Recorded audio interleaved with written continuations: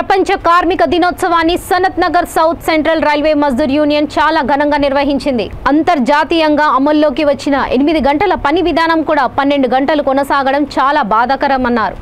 దీని Sanath Nagar south central Mazdoor union తీవ్రంగా ఖండిస్తుందన్నారు. South central railway Mazdoor democratic ప్రభుత్వం మీద తీవ్ర ఒత్తిడి తెచ్చి కార్మిక హక్కుల కోసం పోరాటం చేయాలని Secunderabad division secretary P Ravinder కోరారు.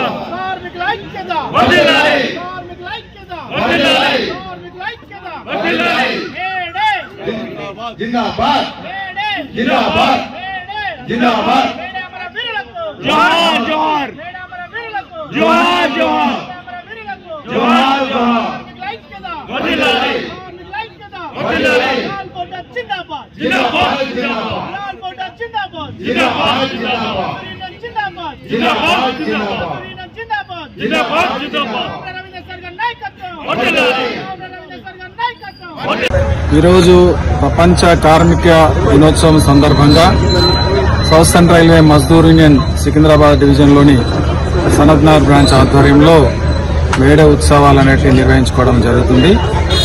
1886 మే 1వ తేదీ చికాగో నగరాన హే మార్కెట్ యందు జరిగినటువంటి పోరాట ఫలితంగా ఈరోజు అంతర్జాతీయంగా 8 గంటల పని విధానాన్ని అమల్లోకి వచ్చినప్పటికీ కూడా మన దేశంలో ఇంకా ముఖ్యంగా రైల్వేలో 12 గంటల పని విధానం అనేది కొనసాగడం అనేది చాలా బాధాకరం. దీని మీద south central railway Mazdoor union మరి తీవ్ర స్థాయిలో పోరాటం చేస్తుందని కూడా ఈ సందర్భంగా తెలియజేస్తున్నాం.